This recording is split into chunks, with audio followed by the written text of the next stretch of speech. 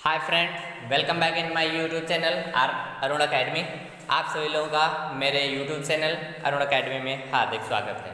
आज का हमारा मोस्ट इम्पॉर्टेंट क्वेश्चन है लीवर, यकृत। ठीक है, यकृत और उसकी कार्य। ठीक है, अगर यकृत के बारे में बात की जाए तो यकृत क्या होती है? एक प्रकार की पाचक ग्रंथि होती है। ठीक है, यकृत क्या होती है? एक प्रकार की पाचक ग्रंथि होती है जिसके द्वारा पित्त रस का स्रावण होता है। ठीक है, चलिए अब हम इसके बारे में देखते हैं। तो ये क्वेश्चन कई प्रकार से पूछ लिया जाता है। कई बार परीक्षाओं में ये पूछा गया कि मानव शरीर की सबसे बड़ी ग्रंथि कौन सी?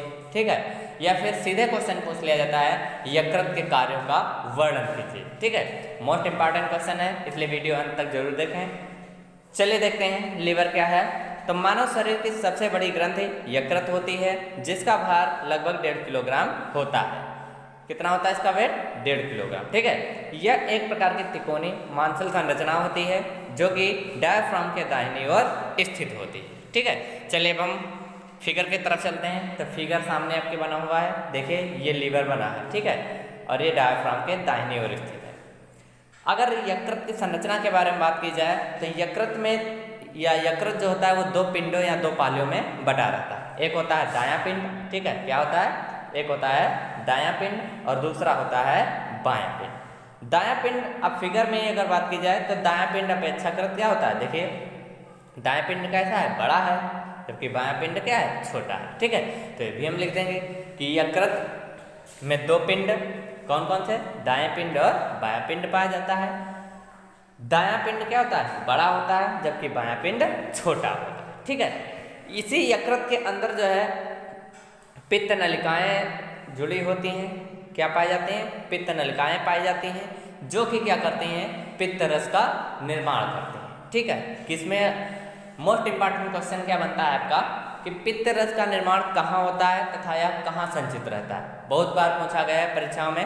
तो इसका जो पित्त रस होता है उसका निर्माण कहाँ होता है? पित्त रस का निर्माण यकृत में होता है। कहाँ होता है? यकृत में होता है। और अगर पूछ लिया जाता है कि संचित कहाँ रहता है, तो संचित की अगर बात की जाती है तो यह संचित ये जो थैलीनुमा संरचना होती है जिसे हम क्या कहते हैं? पित्ताशय कहते हैं। ठीक है, यहाँ पर संचित रहता है। ठीक है, तो पित्त रस का निर्माण कहाँ होता है? पित्त रस का निर्माण यकृत में होता है और यह संचित कहाँ रहता है? तो पित्ताशय में रहता है। ठीक है, तो ये हो गई हमारी यकृत की संरचना। चलिए देखते हैं हमें लिखना क्या है। लिखना हमें है कि यकृत में दो पिंड क्रमशः दायां पिंड और बायां पिंड पाया जाता है। दायां पिंड बड़ा होता है तथा यकृत नलिकाओं के द्वारा पित्त रस का निर्माण होता है तथा यह रस एक थैलीनुमा संरचना में संचित रहता है जिसे हम पित्ताशय कहते हैं। ठीक है, तो ये हो गया हमारा यकृत। अब हम देखते हैं यकृत के कार्य कौन कौन से हैं। बहुत इंपॉर्टेंट है, यकृत के कार्य कौन कौन से हैं। Function of liver. तो यकृत के कार्य कौन कौन से हैं? कुछ महत्वपूर्ण कार्य हैं, चलिए देखते हैं। तो सबसे पहला कार्य है हमारा,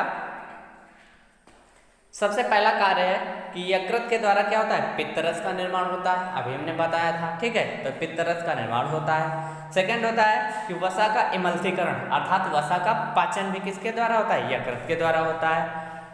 थर्ड हो जाएगा हमारा कि यूरिया का निर्माण कहाँ होता है?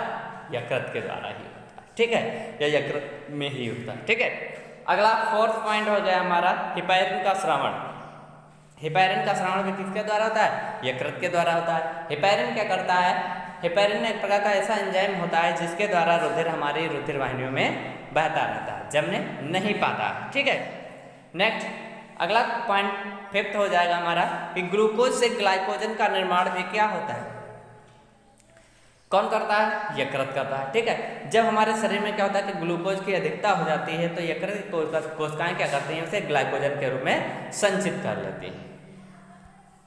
नेक्स्ट अगला सिक्स पॉइंट हो जाएगा हमारा ग्लाइकोजन को पुनः, अभी हमने क्या बताया इससे पहले वाले कार्य में, क्योंकि ये क्या यकृत की कोशिकाएं क्या करती हैं कि ग्लूकोज को ग्लाइकोजन में संचित कर लेती है।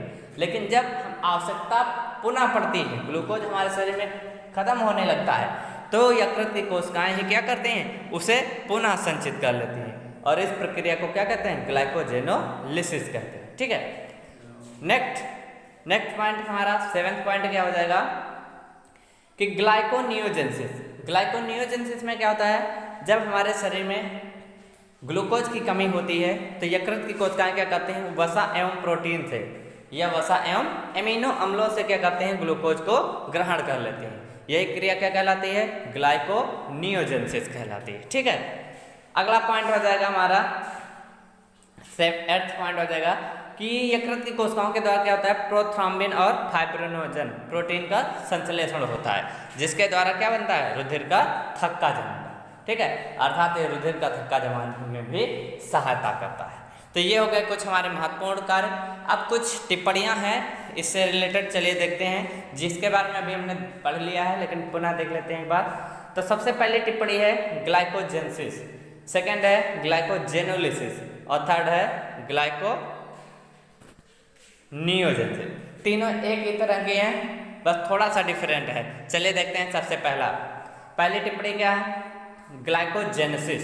ग्लाइकोजेनेसिस में क्या होता है कि ग्लूकोज की जब हमारे शरीर में अधिकता हो जाती है तो यकृत की कोशिकाएं उसे ग्लाइकोजन के रूप में संचित कर लेती हैं। अर्थात ग्लूकोज को ग्लाइकोजन के रूप में संचित करना ही क्या कहलाता है, ग्लाइकोजेनेसिस कहलाता है। ठीक है, नेक्स्ट सेकंड टिप्पणी दी गई है ग्लाइकोजेनोलिसिस। ग्लाइकोजेनोलिसिस में क्या होता है कि जब हमारे शरीर में ग्लूकोज की आवश्यकता पड़ती है तो यकृत की कोशिकाएं पुनः क्या करती हैं, जो संचित की गई ग्लाइकोजन थी उसे पुनः ग्लूकोज में परिवर्तित कर लेती हैं। यही क्रिया क्या कहलाती है, ग्लाइकोजेनोलिसिस कहलाती है। अर्थात ग्लाइकोजेनेसिस की जस्ट विपरीत, अगर ग्लूकोज को ग्लाइकोजन में संचित किया जा रहा है तो वो क्रिया कहलाएगी ग्लाइकोजेनेसिस। लेकिन अगर ग्लाइकोजन को पुनः उसे ग्लूकोज में पृथक किया जा रहा हो, परिवर्तित किया जा रहा हो, तो वह क्रिया कहलाएगी ग्लाइकोजेनोलिसिस। थर्ड और लास्ट टिप्पणी है हमारी ग्लाइकोनियोजेनेसिस। ग्लाइकोनियोजेनेसिस क्या होती है कि जब हमारे शरीर में ग्लूकोज की कमी हो जाती है तो यकृत की कोशिकाएं क्या करते हैं, वसा एवं अमीनो अम्ल से ग्लूकोज को ग्रहण कर लेती हैं। यही क्रिया क्या कहलाती है, ग्लाइकोनियोजेनेसिस कहलाती है। तो मैं आशा करता हूँ कि आपको वीडियो अच्छा लगा होगा। तो अगर वीडियो अच्छा लगा तो please like, share, comments and subscribe to our YouTube channel Arun academy. Thanks for watching.